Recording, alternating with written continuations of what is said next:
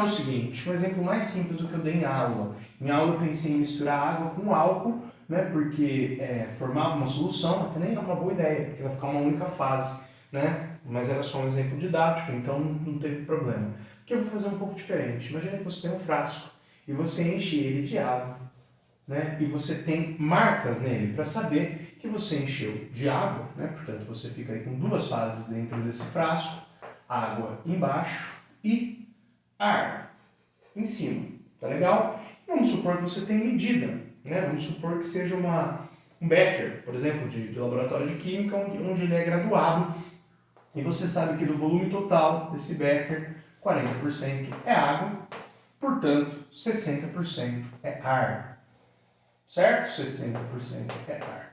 Claro que em termos de problema de matemática, se você não tivesse isso graduado, teria várias maneiras de você achar essa porcentagem de água. Mas a que tem a ver com a regra da alavanca é a que eu vou explicar aqui agora, tá? Imagina que você não soubesse esses valores. Imagina que esses valores aí fossem incógnitas para você, tá legal? E você encheu até um tanto de água, ou alguém encheu e você precisa saber. Imagine também que o frasco é um cilindro reto. Portanto, o volume preenchido é proporcional à altura preenchida. Se o formato não for cilíndrico, essa correlação já não é possível, tá? Então vamos supor que você não saiba o quanto de água está cheio, certo? Então, rapidamente, na matemática, você vai chamar, sei lá, o tanto de água que encheu de x, e o espaço vazio que sobrou, que seria a porcentagem aí complementar, né? Não complementar de 0 a 90, como na geometria, mas o tanto que falta para os 100%, você vai chamar de 100 menos x, ou para não complicar a vida de ninguém, y. Vamos supor que você saiba também que a altura total do seu recipiente, né, seja h, certo? Como é que você vai conseguir, baseado nisso, achar a porcentagem em volume, que no nosso caso não vai ser nem porcentagem em volume, vai ser a fração mesmo, a quantidade da fase, né, h. Aqui eu vou chamar de w, mesmo sendo volume, tá? Mesmo sendo aí a propriedade em volume, tanto de ar quanto de água, certo? E no caso, na verdade, vai ser porcentagem em massa, tá? Aqui vai ser em volume, né? Pela maneira como eu construí o problema, mas embora, né, na prática teria que fazer uma conversãozinha de uma coisa para outra, o princípio utilizado é o mesmo, tá? Então imagina se você não tivesse isso graduado, como é que você acharia a porcentagem em volume de ar, por exemplo? Essa altura que é proporcional ao volume de ar que tem nesse frasco em formato de cilindro reto.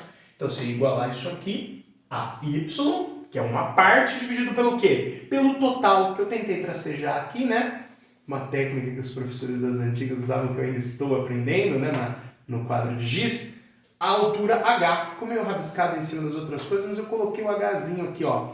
Tá feio, mas né? Acho que tá mais visual. Então, você vai dividir a parte pelo todo, e aí, deixa eu sair da frente, né? Você vai ter calculado a fração em volume, né? Ou a porcentagem em volume de ar que você tem nesse recipiente. Cuidado que daquele jeito a porcentagem sai de 0 a 1, então você ainda teria que multiplicar pelo 100%. Usando o mesmo raciocínio, se você quiser a porcentagem em volume de água, você vai ser a ideia, né? Vamos dizer assim, análoga, mesmo raciocínio, mas pegando o outro pedaço, o pedaço que está cheio de água. X sobre H.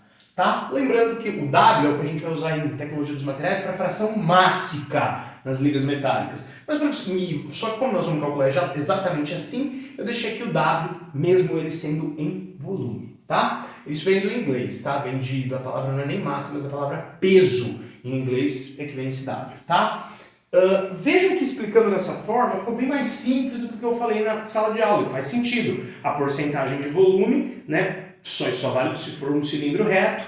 A altura, a porcentagem em volume, né, das duas fases que nós temos aí, como no cilindro reto é proporcional à altura ao volume, a altura ocupada do pedaço, né, da fração do frasco ocupado pelo ar, dividido pela altura total, a altura da porção do frasco, dividido pela altura total. Até aí tudo bem. Eu acho que explicando só isso dá para entender. Só que uma coisa que a gente precisa compreender é que no diagrama de fase isso vai aparecer deitado, tá? E além disso, ele vai confundir um pouco a gente. Eu falei que tinha que trocar, né, na sala de aula, salvo engano, eu falei aqui no vídeo também, Dá uma olhada nisso. Onde é que é a marquinha aqui do 100% ar? Se esse frasco estivesse cheio apenas de ar, o 100% do ar estaria aqui, ó, na parte mais baixa. O frasco cheio de ar é o frasco que a gente chama popularmente aí de vazio, tá? Aqui é a marquinha do 100% de ar. Onde o líquido teria que estar, né, que o líquido é a nossa marquinha, o que diferencia, para ter 100% de ar. Aqui embaixo, né, no zero, ou seja, não ia ter líquido. E onde o líquido teria que estar para ter 100% de água? Até o topo, cheio até a boca, quase transbordando, para a gente dizer que tem 100% água. Vou pôr a G só porque não vai caber aí o água. Dá uma olhada nisso, até aqui também tudo bem. Eu acho que tudo que foi explicado aqui dá para entender. O que eu quero que vocês observem, o que confundiu lá, porque lá eu já peguei um exemplo mais difícil para ver se já causava essa confusão no começo, o pessoal começar a pensar, foi uma ideia péssima, porque o pessoal ficou, na verdade, foi sem entender, né? Dá uma olhada nessa diferença aqui. Perceba que o pedaço que eu usei para calcular o tanto de ar, portanto aí Y, está do lado, ou aqui no caso está para cima, que é onde está o 100% água. E vocês mesmos viram que a resolução toda fez sentido. Vejam também que o pedaço que eu peguei para calcular a quantidade de água está para o lado, está para baixo, igual ao 100% ar.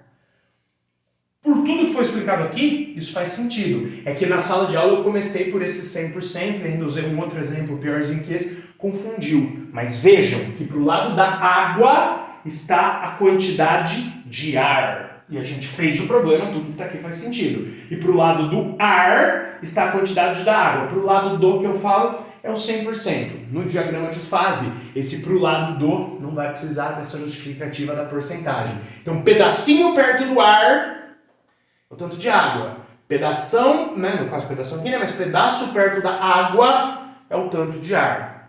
Aqui, essa informação no fim pode parecer irrelevante, mas se vocês entenderem o que foi explicado aqui, conforme vai enchendo de água, né, conforme eu vou me afastando aqui do 100% ar, menos ar eu tenho. Pode parecer besta aqui, mas num diagrama, esse mesmo raciocínio deitado, pode parecer mais complicado. Esse vídeo, essa explicação vão ajudar, eu espero. É isso, tá? Valeu, pessoal. Obrigado.